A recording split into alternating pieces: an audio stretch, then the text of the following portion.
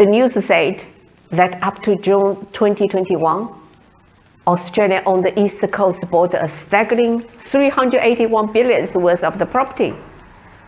In the past financial year, people love a coast view, splashing their money, hungry for the brakes and motors.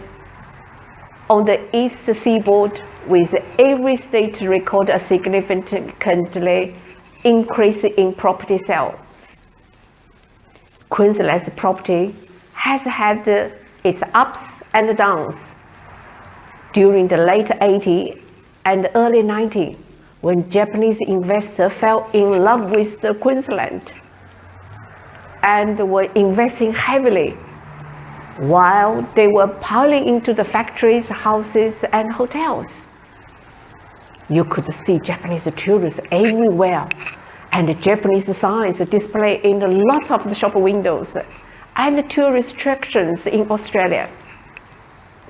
Speak Japanese was probably the top priority in the job hunting resume. Holding Japanese yen was like possess a never devalued hard currency.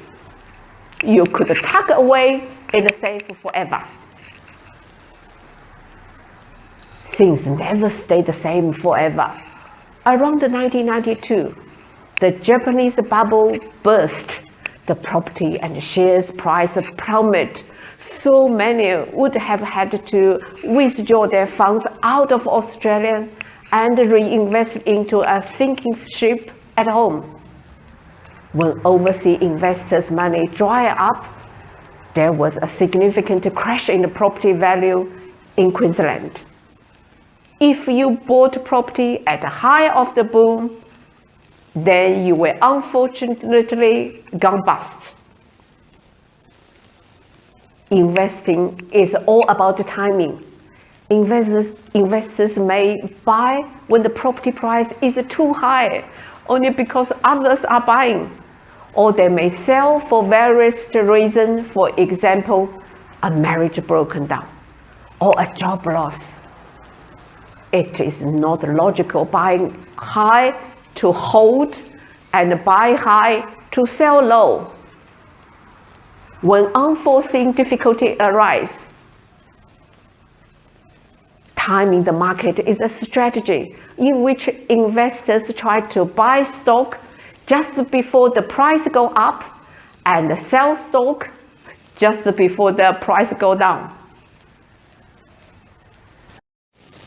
Things are looking pretty good recently, with the total value of the settlement jumping 44.3% in Queensland, outperforming Victoria for the first time in more than a decade. Queensland's property market was driven by its affordability. In the past, the well-known rule was for young Victorians to slave themselves for the money in Victoria, while older generation was breathing in the fresh sea air in the Queensland. Victoria was always the center of industry and economics, creating great job opportunities. Victorians love to retire to Queensland after their working life in Victoria is over.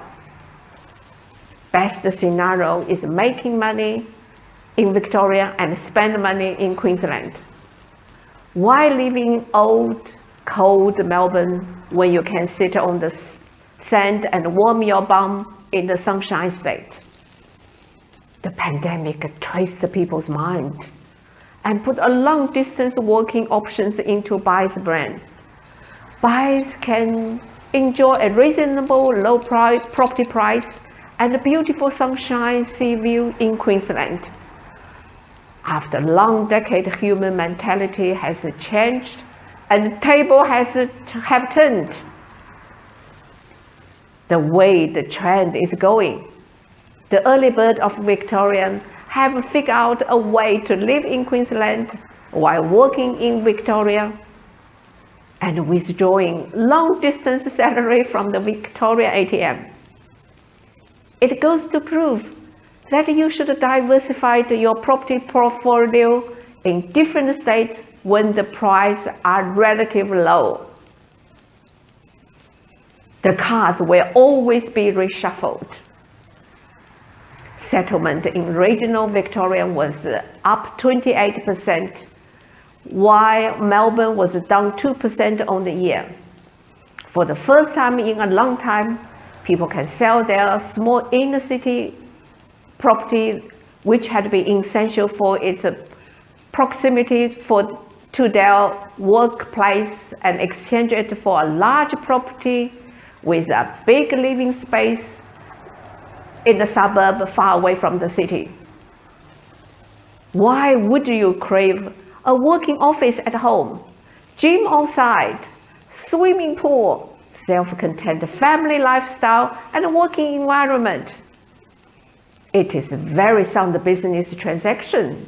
You trade from small to big, shrink your existing mortgage, even take it off, embrace the beautiful nature scenery, and wave goodbye to the noisy crowd city. You take a gamble, and you have it all.